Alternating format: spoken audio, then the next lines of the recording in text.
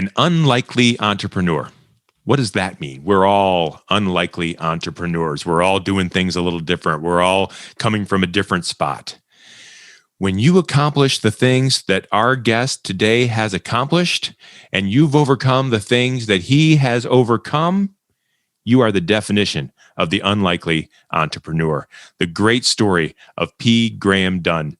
We know him as Peter, is on our show next. This is A Dash of Grit. Recipes for success from courageous leaders who overcome challenges and build great things. Now, podcasting from Spire to leaders in local communities like yours, here is Brian Leflock. And let's get cooking. You know, sometimes we take things for granted. We take quality for granted. We take success for granted. We take all the things that we just know and love about the world, and we just say, this has always been here. This is great. This is the way it's always done. Now, I know as a young man and as an adult, buying gifts, decorating the house, you get what you pay for, right? And when you buy from P. Graham Dunn, you know you are getting quality. At least in my neck of the woods here in Ohio, we know that P. Graham Dunn stands for quality. It always has, but it hasn't always been so successful. It hasn't always been so easy. And I'm so excited to share with you the story of the founder and the president and the name behind the excellence of P. Graham Dunn. Peter Graham Dunn is our guest today on A Dash of Grit. Peter, welcome to the show. Brian, it's nice to have met you. I think we're going to have some fun here. Let's move in. I think we are too. I'm really excited for you. I'm excited for our listeners too. I think the entrepreneurial spirit, and you've written a book called The Unlikely Entrepreneur. We're going to talk about that in just a little bit. But the entrepreneurial spirit has to start somewhere. It has to start from kind of scratch. That's the definition of it. And a lot of people have big dreams. You've accomplished at least as much as some other people will dream. And so I'm thrilled for you to share that story with them, because what I want to do is inspire folks who are struggling through things to make things come true. And so you've done that. We're going to talk about that in a second. But if you can a little bit, would you brag for us about the P. Graham Dunn store, about success, about the things you've accomplished, so that when we talk about the hurdles, it'll really mean something. Tell us a little bit more about yourself and your business. Brian, like you said, it's maybe more difficult to talk about your successes. Yes. I don't like to blow my own whistle. I prefer people do that for me. Right. We do have a very successful company. We have 300 employees producing wall art, 3 shifts a day, 6 days a week. Due to COVID, we're not able to keep up. We're completely swamped. Yeah. We have national accounts all across the country. Total number of storefronts that carry our product is 16,000. Wow. 8,000 of those are mass merchandising accounts, and the other 8,000 are independent ma-pa shops in all across the United States and Canada. Fantastic. We actually sold the company. Our family, there was 6 of us, and we were the shareholders of the company. We sold it to our employees as an employee stock ownership plan, an ESOP. Good for you. In August 30th of 2019. I stayed around for a little while as a consultant, but that did not work. I am not a consultant. No. Hard to keep your hands out of things, wasn't it?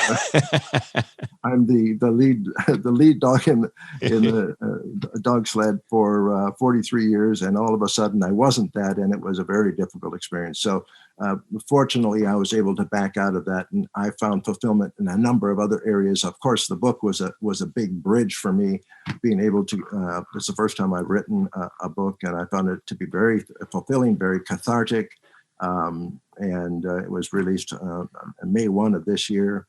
And we're seeing some rather interesting results to it.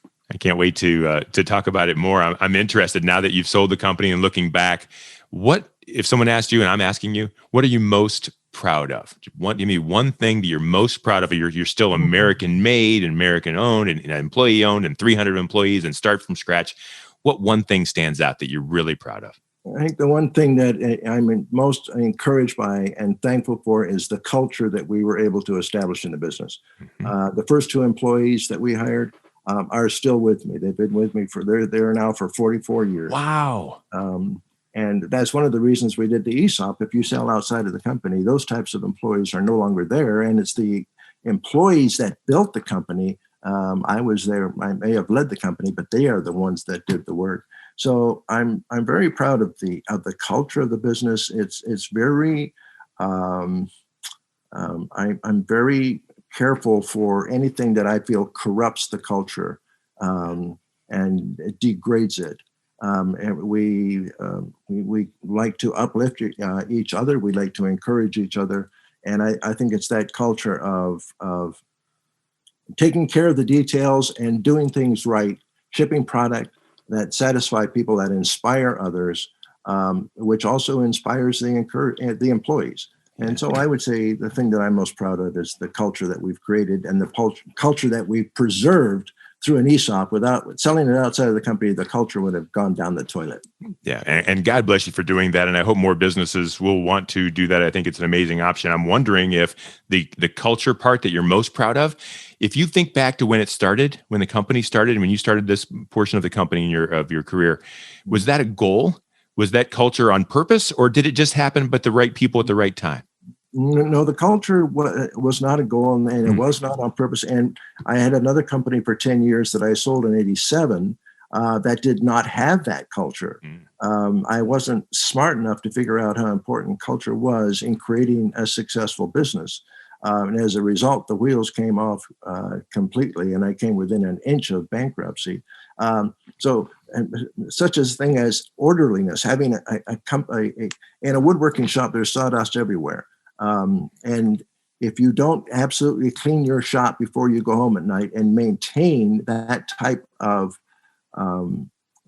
conscientious way of running the business, then you're not protecting the culture. So it's those very graffiti, anything on the wall that's written that's inappropriate, it comes down immediately. Those are the things that I kind of watch for. And then when I watch for it, they start to watch for it too. So it becomes a very important part of the whole business. Yeah. And so the overall excellence and definition of quality kind of creates a culture the exact same way. It just kind of goes together. One can't be without the other, right? That's right. That's right. You mentioned bankruptcy, and so many of our shows here on Dash of Grit are about hurdles and struggles. And so let's talk about that. Let's go back to when you weren't as successful and so proud of everything, and you were just starting from scratch and moving through the pain. Can you talk to me a little bit about the early days of the company and some stories that you'd like to share? Well, I found out that I was a better salesman than I was a business manager. I could sell a car to an Amishman. But as a result, I got into all of these large accounts. Back then it was JCPenney and Montgomery Wards and Sears Roebuck and so on, that I had no business being involved with because I hadn't laid the groundwork for how to manage a business in the first place. But I kept on selling, and we kept on attempting to produce until it got to the point where financially it wasn't viable. We were shipping products that were defective, products that were not holding together. We got into building furniture with pine wood that wasn't properly dried. And I remember being called to go out to Colorado to meet with some JCPenney distributors out there, and the wheels just came off. It was just a total mess.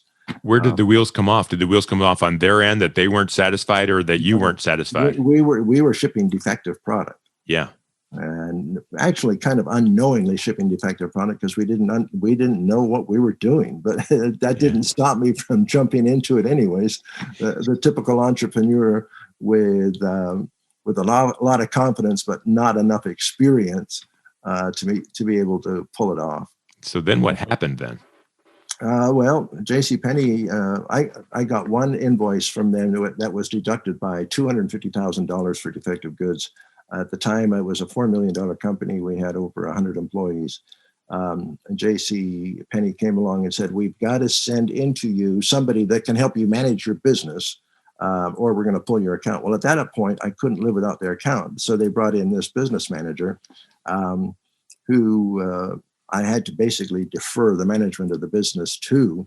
And then things really fell apart. Then it's not your business anymore. It's not my business anymore, but my name was on it. So then what happened? So it fell apart. Tell me about that. Well, I tried to refinance the company through 3 or 4 different resources with people that I knew. I went to an investor in New York City, and I write about this in the book as well. But all of those options just fell apart. It was like, nope. They'd look at the financials, and it's like, you're not viable. You don't have a viable business. And so the manager that had come in from JCPenney wanted to buy the business. And at that point, we felt that was our only option. We went through a closing. We sold the business for $80,000. And the day after the closing, he devalued all the shares to zero. He told all of the creditors that there was nothing to pay the company with. He continued to collect all of the accounts receivables and walked away with what I heard was around $700,000 or $800,000. So, oh my goodness. He knew what he was doing. He knew he would. But how did that make you feel? Now, you started this business and you had the employees, and this guy just walked away with everything. Where does that leave you? It left me, believe it or not, in fact, 3 months before we closed, I'd already started my new company, P. Graham Dunn, because I said to myself, Peter, you're an idiot. These are all the things that you did wrong, and now you know what the mistakes that you made. You're 40 years of age. It's a perfect time to start over and put all those lessons to work and starting a new company. And so in a way, it was a tremendous relief. It was a relief to get out from underneath the burden. And it was a relief to start over with my same 2 employees that I had started with, wood decor. But we stayed really under the radar for 5 years. I didn't borrow a dime. I didn't use a credit card. I had no credit. Everything was all cash until I got an order for $50,000 that I couldn't finance. So I called a bank in and I said, I'd like to make a loan. And he looked at me and he said, well, you have no credit. And I said, well, I don't have bad credit either.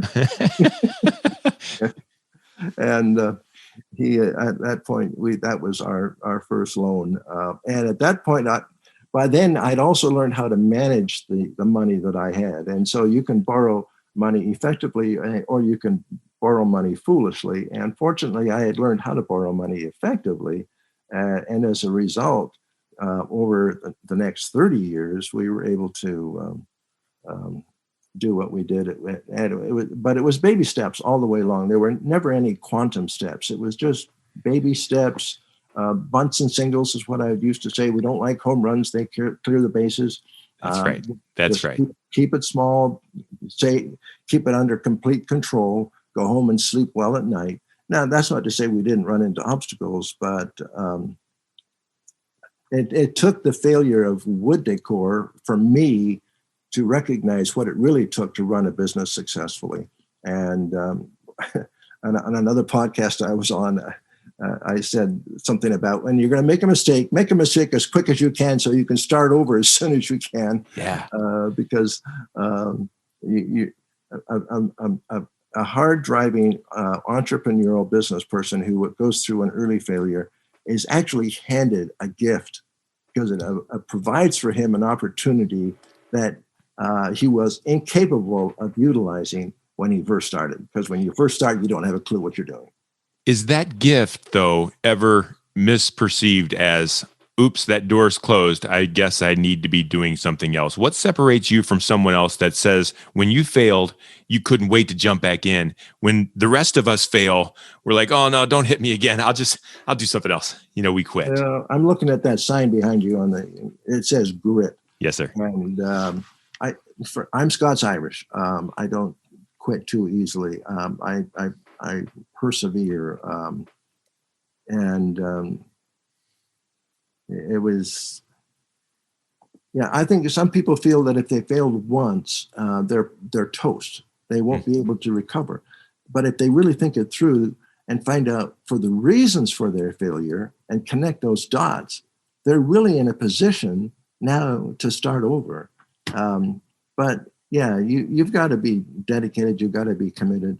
And at 40 years of age, I don't think I was in a position where I could start off with something totally new that I was not familiar with.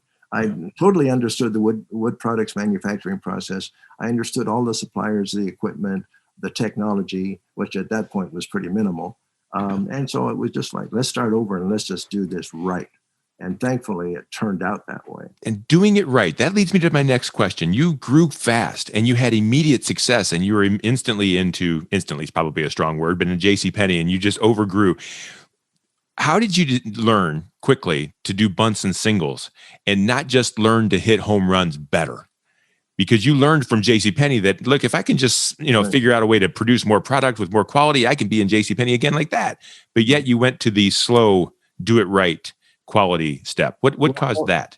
I learned that overselling was a liability. I learned that being successful and walking into and cold calling. I literally cold called at Sears Roebuck. I remember going up the elevator and I had some names and so on. And I within a year, I had 5 pages in their catalog, but didn't know how to follow up with that. And so when I started over, it was like, Peter, forget about the sales end of the business, concentrate more on the mechanics of operating and running a business. And if you do that, the sales will continue to take care of themselves if you produce good products that sells through and that people are happy with. So concentrate more on the system that assures the future of the business instead of going in and doing your dog and pony show and thinking you came home, hit a home run, and that really you started at the wrong end. Yeah. And so we didn't start dealing with mass merchandisers the second time around at P. Graham Dunn until we'd probably been in business 20 to 25 years. And so that was all on purpose. And I'm interested in this other part that was on purpose. When you started the company, when you restarted the company, you named it P. Graham Dunn. You put your name on the front of the door. Can you give me some understanding of why you chose to do that this second go around? I was born in China as a child to missionary parents, and we were caught in the middle of this civil war between the nationalists and the communists. And the directors of the mission board mandated that we fly out of China over the Himalayas, or the hump, as it's called, to India.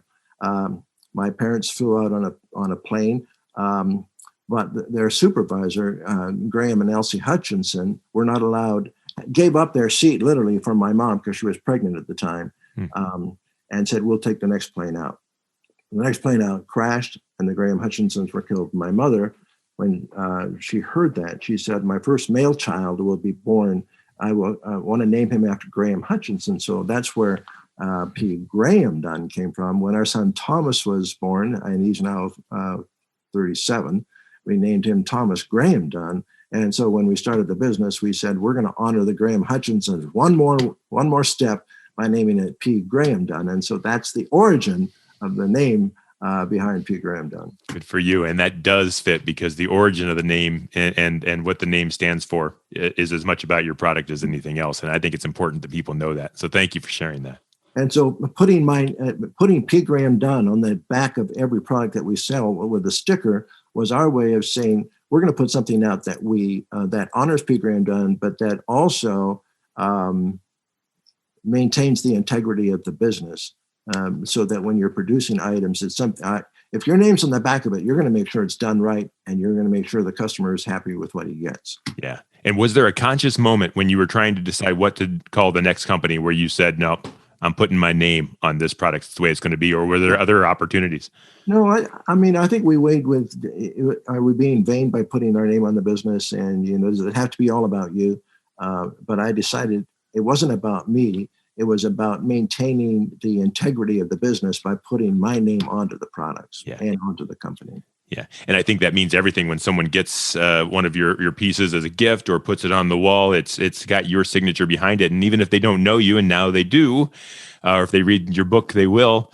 But it means something. There's something about that name on the back that says something to me. I'm interested in the evolution of the company. So you restarted and we're hitting bunts and singles, moving your way up. It took a few years to grab the kind of success that you had before. But what happened next? What kind of hurdles did you have to overcome then? The next hurdles were how to grow the business. We were on the family farm, which is very important to us. It's been there for 7 generations.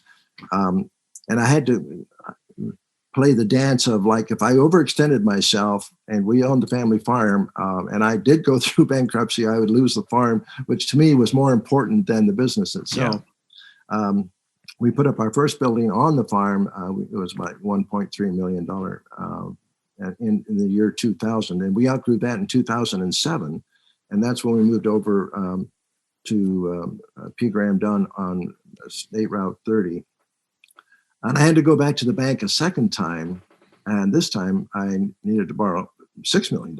And we didn't even have the first $1 million paid off. And did the same banker say, but you don't have any credit? Well, at that point, I think we were doing well enough that, although they did, so we put up in 2007, we moved into the new facility over on State Route 30. Mm-hmm. And then, of course, along came the Great Recession in 2008. Yes, sir. And we came back from the January shows, and our sales were 50% less than they were the previous January. And we had the mortgage on the new property. We had the mortgage on the farm. And I thought, boy, we are in trouble now.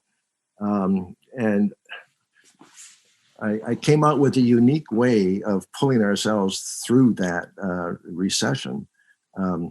I said to myself, if I could put laser engraving machines into our stores where they could make their own products using lasers on products that we sold to them,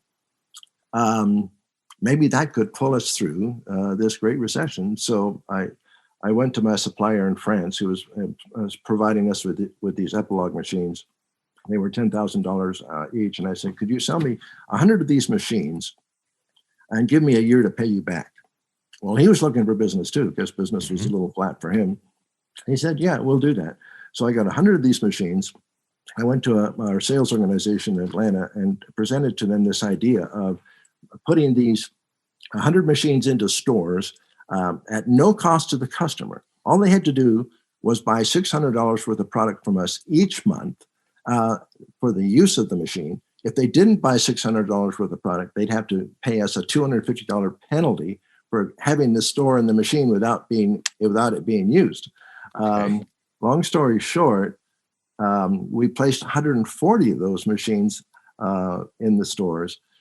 Back in January of 2008, everybody on management team we had to reduce their salary by 25%. The employees were cut to 4 days. My wife, we had janitors that were there. They were costing us $70,000 a year. My wife and I cleaned the toilets for over a year. She actually stayed on for 2 years cleaning the restrooms. Wow. To pay the $70,000. And by September, these people, the customers with the 140 machines that were in the stores, they didn't want to pay that mortgage. So they'd buy that $600 for the product, whether they needed it or not. So we created a consistent flow of orders for $600 a month times 140 machines. In September, we were in the black. We restored all the management to 100%. We reimbursed them the 25% that they had been deducted. We were back to 5 days work in the factory floor, and we ended the year in the black. And so that's how we drug our way through the Great Recession. Amazing that when things are falling apart, and your history is that when things were falling apart, they really did fall apart and hit rock bottom. You built it back up, things start to fall apart again. And what do? You invest in the company and find a crazy, wild, brand new way to save the company. And you tell somebody, let me pay you back to do it. I mean, here's another time that you could have just washed your hands of it and said, it's just not going to work, but you didn't. Right. Desperate time call for desperate measures. And Um, How many employees did you have at that looking, time, Peter? how many How employees? many at that time? How many employees were you I responsible think for? maybe 150, I'm Yeah. guessing. And that plays into it too, doesn't it? It's not just your company. It's not just your name or the future. It's these families that you've brought along with you that have helped to build this company, and you have to do what's right for them. You have to win, Oh, don't you? yeah, you do. You do. I mean, they're not family members, but they're very close friends. Yeah. And so you realize they've given their lives to you, and it's your job to protect them. Tell me a little bit as we start to come towards the end, but tell me a little bit about the fact that you are the number one producer of these items. This business you've built is extremely successful, better than your competition. That's the definition of number one. Your competition, a lot of them, are using overseas materials, things made in China. You are fully made right here in the United States. Tell me how that works, because most people will say that can't be done in this day and age. How did you do that? Well, I think it goes right back to the culture of the company and the pride that we all take in being successful. We're all committed to holding the position that we have in the marketplace. There's this rating that comes out every month by GiftBeat, and they rank the different suppliers. And we're always, all right, we want to stay number one in the industry. So we're watching the way this is all being rated by the stores in the business. So we take a great deal of pride in what we do. We're very competitive, and we enjoy being successful. And so does quality in this equation outweigh price? Because I have to assume that you are selling things at a little bit of a higher price because you're not making them overseas. Unless I'm missing something, that has to be part of the equation, right? Yeah, our prices are a little bit higher than China. But I think the fact that it is produced domestically is also an asset for us. It's what draws people to us. Yeah.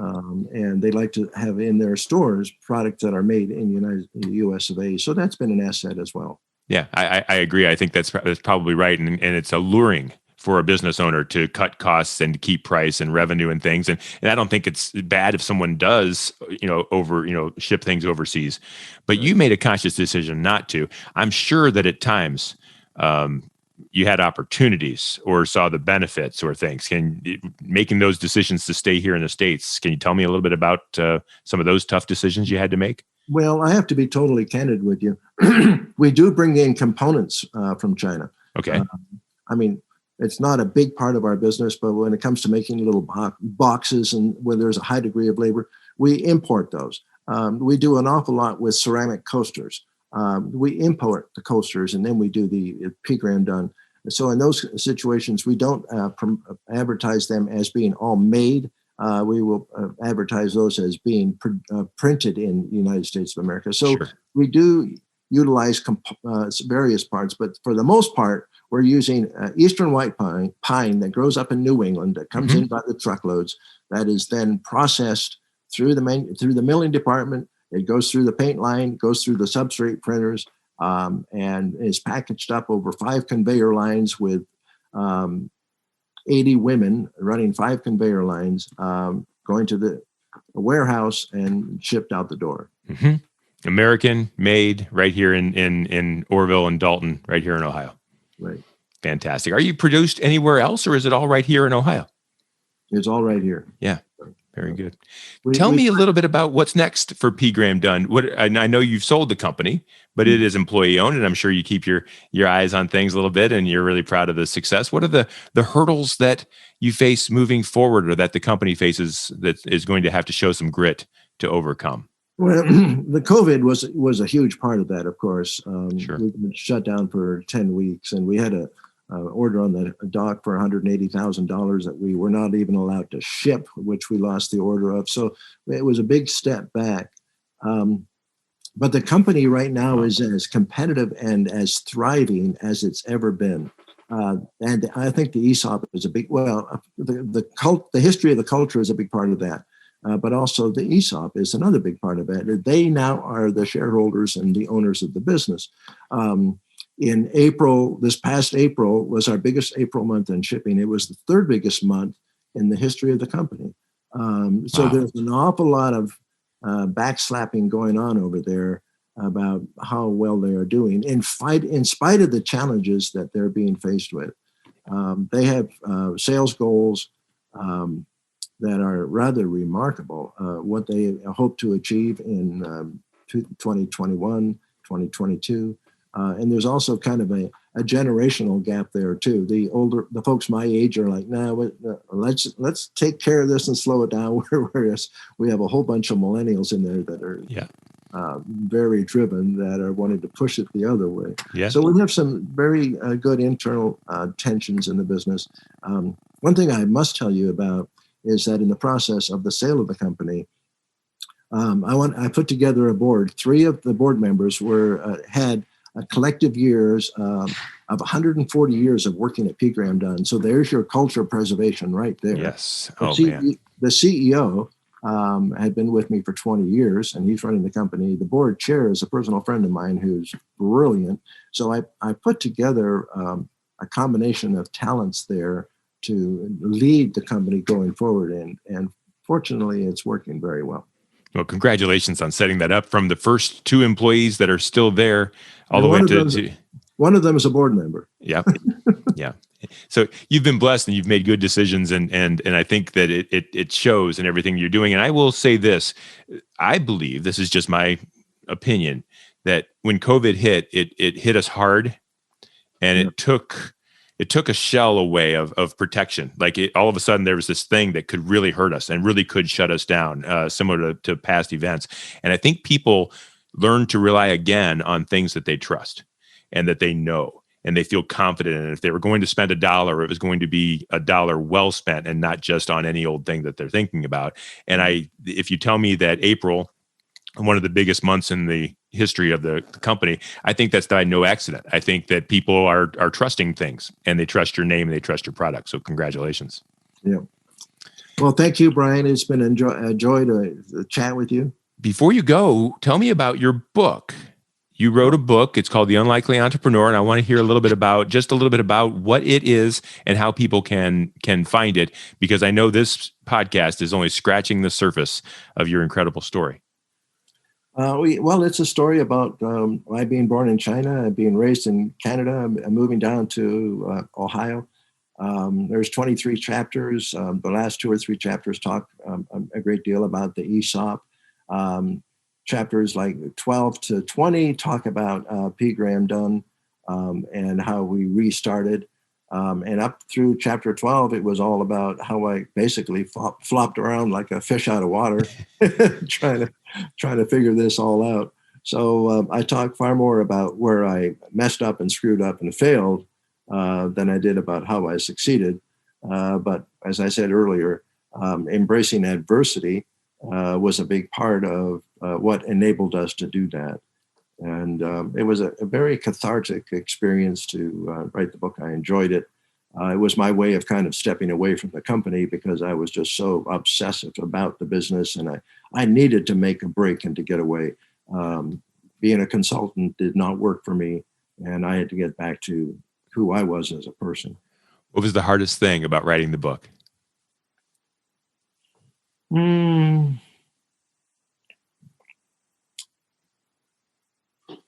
I don't know. I would answer that somewhat differently by saying I wanted to make sure that I didn't write anything in the book that I would regret saying about somebody. So I stayed totally away from negativity. Mm-hmm. Now, the gentleman that took over from Wood Decor, I did have to change his name, and I did not say very many nice things about him. Yes. But I wanted the book to be encouraging, and if there was any blame to be placed, it was going to be on me, not on someone else. Yeah. So that's the way I tried to keep it clean. Again, about your name, and I will share something you told me earlier. I think there's it's just been started, and there's a few thousand books out there already that people are saying, and we've gotten up to this point, no typos or quality issues, which is absolutely what we would expect from P. Graham Dunn. So I'll give you a pat for that too, because that's not always the case when we're reading books.